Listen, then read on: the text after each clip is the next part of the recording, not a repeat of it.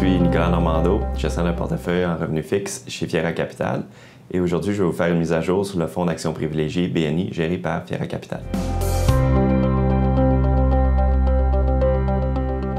Le marché des actions privilégiées a très bien fait dans le troisième trimestre, en hausse de 1,5 %.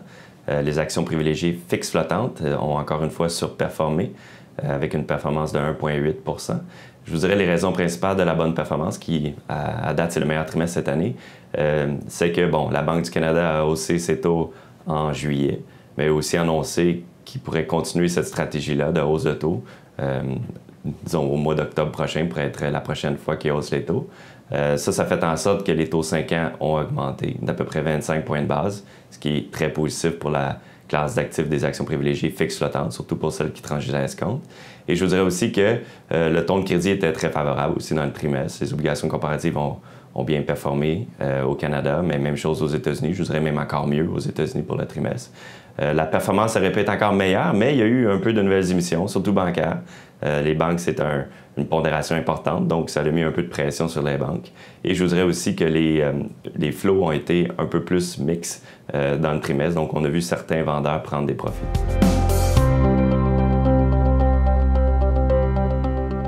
On continue de privilégier les actions privilégiées fixes flottantes ou à taux variable dans le portefeuille. Je vous dirais même qu'on privilégie celles qui transigent à escompte. Pour nous, escompte, c'est une action qui transige en bas de 24 $. On en a plus que la moitié du portefeuille est investi dans ces actions privilégiées-là. C'est plus que dans l'univers. Dans l'univers, il y en a environ 40 %, donc on en a 10 % de plus. On en a même plus que pour un mandat qui est uniquement fixe flottant, qui, eux, en ont environ 45 %.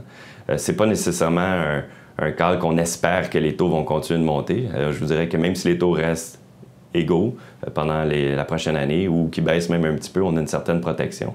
Ce qui a changé, par exemple, un petit peu dans notre positionnement qu'on fait cette année, c'est qu'on ne focus pas nécessairement sur celles qui transigent avec le plus gros escompte, donc avec le plus petit reset, mais plus vers celles qui, disons, dans un moyen reset dans les alentours de 250 à 350, qui transigent à escompte, qui va avoir un reset, disons, d'ici 2 ans. C'est vraiment celle qu'on privilégie dans le moment.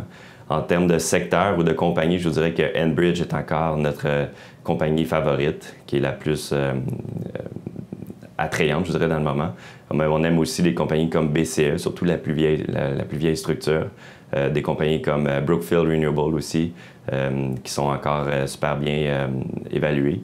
Et je vous dirais aussi que côté bancaire, celle qu'on aime, c'est pas les nouvelles émissions, mais celles qui transigent encore avec, disons, 1 $ d'escompte et qui vont resetter, disons, d'ici les 2 prochaines années. C'est vraiment là qu'on trouve celles qui sont les plus intéressantes dans le moment.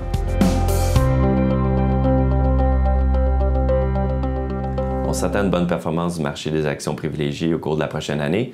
Je vous dirais encore une performance qui pourrait se situer entre 5 et 7 % en rendement total.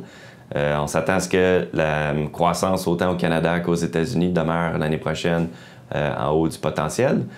Donc aussi avec l'inflation qui aussi, on s'attend à ce qu'elle soit encore dans les alentours de 2 %, donc un petit peu en haut de leur target.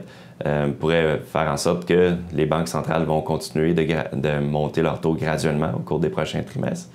C'est favorable pour les actions privilégiées, surtout celles qui sont fixes flottantes, qui transigent à escompte, parce qu'on s'attend que ça fasse un peu comme un plancher sur le taux 5 ans. C'est sûr qu'il y a encore du risque. La guerre commerciale entre la Chine et les États-Unis qui semble un peu s'envenimer encore. Les marchés émergents qui sous-performent quand le dollar américain est fort, donc ça pourrait continuer encore au cours des prochains mois. L'Italie non plus, c'est pas terminé. Donc, il va y avoir de la volatilité, mais on pense quand même que les marchés, les fondamentaux, autant au Canada qu'aux États-Unis, vont demeurer forts l'année prochaine. Donc, le taux de crédit va être fort, qui fait en sorte que les actions privilégiées devraient en bénéficier.